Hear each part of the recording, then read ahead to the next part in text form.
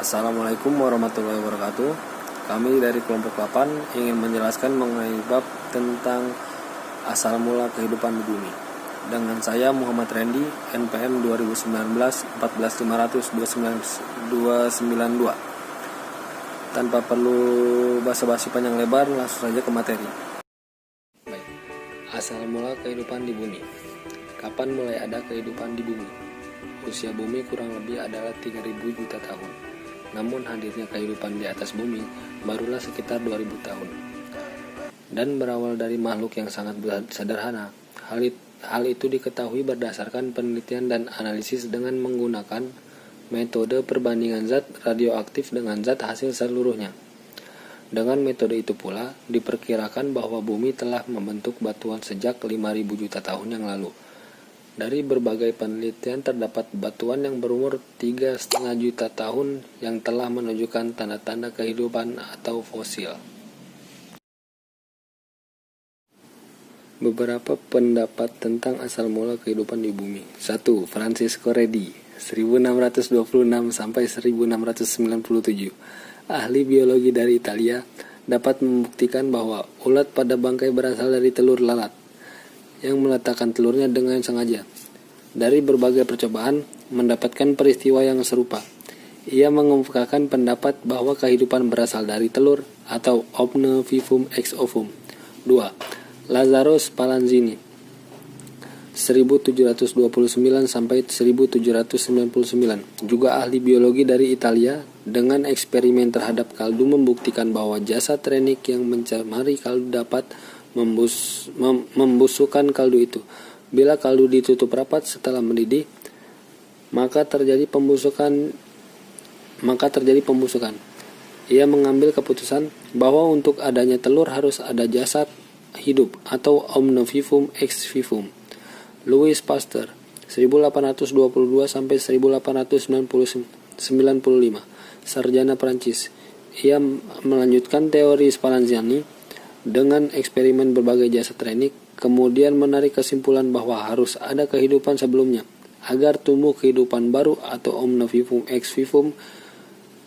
Timbullah teori biognesis, sedangkan teori abiognesis rupa-rupanya telah terkalahkan, akan tetapi asal mula kehidupan masih tetap jadi pikiran para ilmuwan. Nama saya Miftahul Jana, NPM 2019 14500 247. Saya akan menjelaskan tentang sejarah perkembangan makhluk hidup. Menurut suatu teori, organisme sekarang yang beraneka ragam macamnya adalah hasil dari proses evolusi kehidupan. Teori tersebut menyatakan bahwa organisme yang mula-mula ada di dunia berupa organisme bersel tunggal. Dan organisme ini bersel dari agregasi molekul-molekul yang ada. Yang menjadi persoalan kemudian adalah bagaimana mekanisme dasar sehingga organisme bersel tunggal tersebut sekarang berkembang menjadi organisme bersel banyak. Salah satu dugaan menyatakan bahwa biosfer, yaitu suatu dunia kehidupan di bumi kita ini, merupakan sebuah sistem. Sedangkan organisme yang merupakan komponennya menjadi suatu subsistem. Sebagai suatu subsistem, organisasi itu dibentuk oleh materi dan energi yang tersedia biosfer pula. Karena dalam biosfer berlaku hukum termodinamika 1 dan 2, maka organisme itu akan mengalami perlakuan hukum tersebut. Yang pertama, hukum termodinamika 1. Di dalam biosfer tak ada energi yang hilang. Jumlah energi itu tetap. Yang berubah hanya bentuknya. Contohnya, energi listrik menjadi energi mekanik. Lalu energi mekanik menjadi energi panas. Lalu yang kedua ada hukum termodinamika 2. Bila suatu sistem dibiarkan berdiri sendiri, maka sistem tersebut cenderung untuk mengalami penguraian ke arah yang paling tidak teratur. Bertalian dengan hukum termodinamika 1 dan 2, dalam tubuh manusia, energi akan mengalami perubahan bentuk dari satu macam bentuk ke bentuk yang lain. Perkembangan yang lain yaitu adanya suatu kerjasama antara organisme sehingga akan membentuk koloni. Dengan alasan yang sama pula, terjadilah gejala perkembangan menuju ke arah pembentukan organisme bersel banyak. Hal ini ditambah pula dengan keharusan beradaptasi terhadap lingkungannya.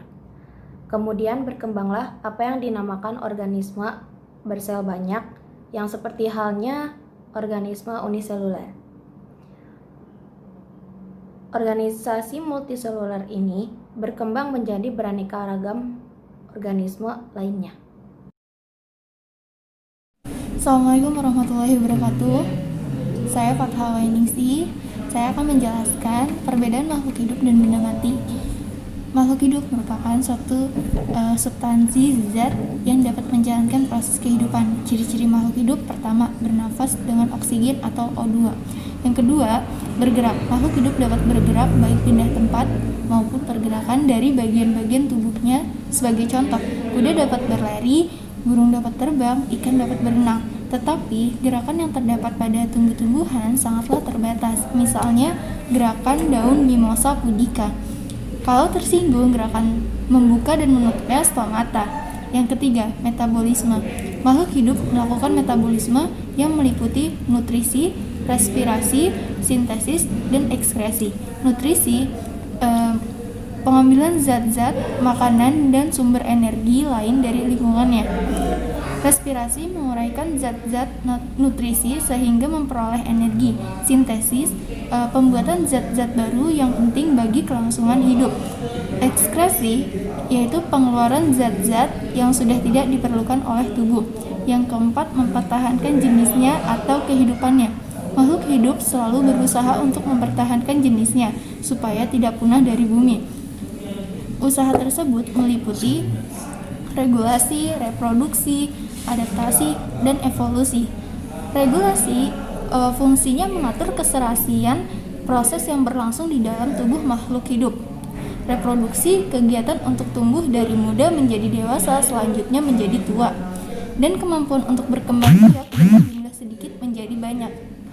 Adaptasi, usaha menyesuaikan diri terhadap lingkungan dengan tujuan selalu dapat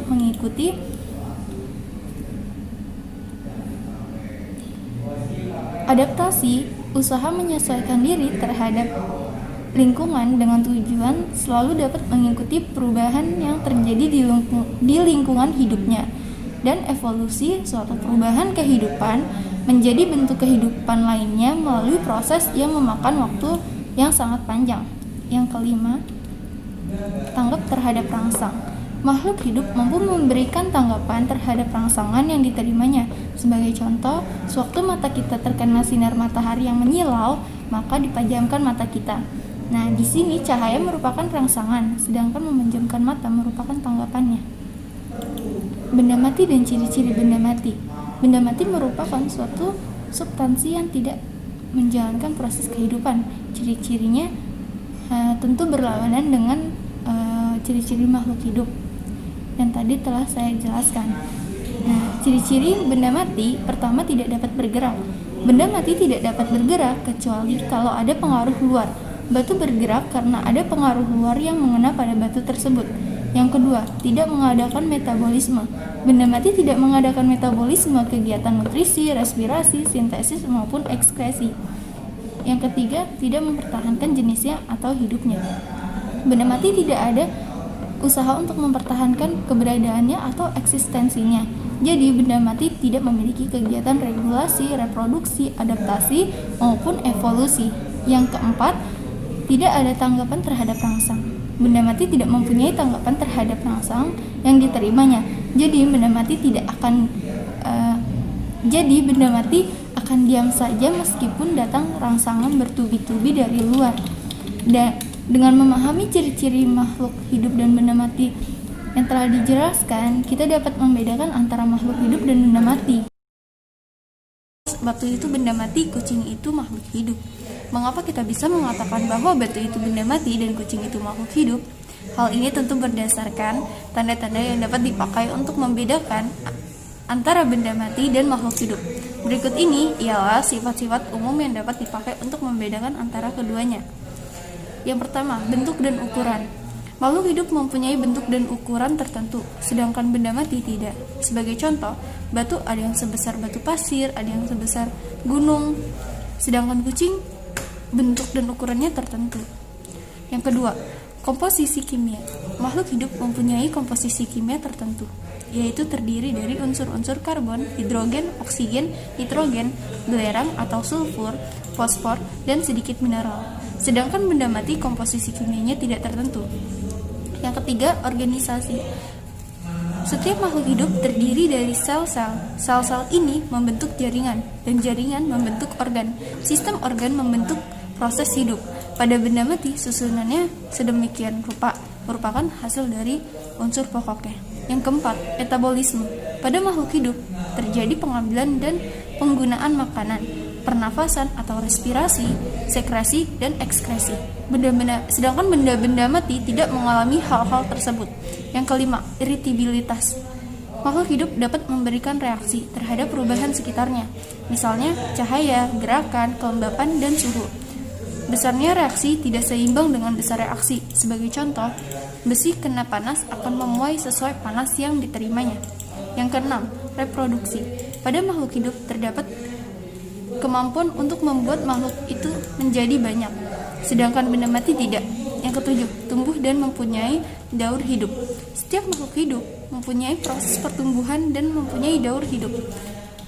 Artinya mempunyai proses kelahiran, tumbuh, dewasa, dan mati. Sedangkan benda mati membesar karena pengaruh luar, seperti halnya pada kristal. Hal-hal ini merupakan perbedaan antara makhluk hidup dengan benda mati, dan bukan kriteria untuk menetapkan apakah sesuatu itu makhluk hidup atau benda mati. Hierarki kehidupan. Tingkat hierarki kehidupan mulai dari yang paling sederhana ke kompleks dapat dibuat sebagai berikut. Pertama, ada molekul. Molekul merupakan penyusun terkecil yang ada pada makhluk hidup. Yang kedua, organel. Organel merupakan penyusun dari sel. Yang ketiga, sel. Sel merupakan kesatuan struktural yang fungsional yang menyusun tubuh makhluk hidup. Yang keempat, jaringan. Jaringan merupakan kumpulan dari sel yang mempunyai bentuk dan fungsi yang sama. Yang kelima, organ. Organ merupakan sekumpulan jaringan yang berbeda. Yang keenam, sistem organ. Sistem organ merupakan kumpulan organ yang membentuk suatu sistem tertentu. Yang ketujuh, organisme atau individu. Organisme atau individu merupakan kumpulan dari sistem organ. Yang ke-8, populasi. Populasi merupakan kumpulan individu sejenis. Yang ke-9, komunitas. Komunitas merupakan kumpulan beberapa populasi. Yang ke-10, ekosistem. Ekosistem merupakan kumpulan beberapa populasi beserta komponen abiotik. Yang ke-11, bioma. Bioma merupakan kumpulan beberapa ekosistem. Yang ke-12, biosfer. Biosfer merupakan kumpulan bioma. Sekian video presentasi dari kelompok kami. Mudah-mudahan materinya bermanfaat bagi kalian semua. Kurang lebihnya mohon maaf. Wassalamualaikum warahmatullahi wabarakatuh.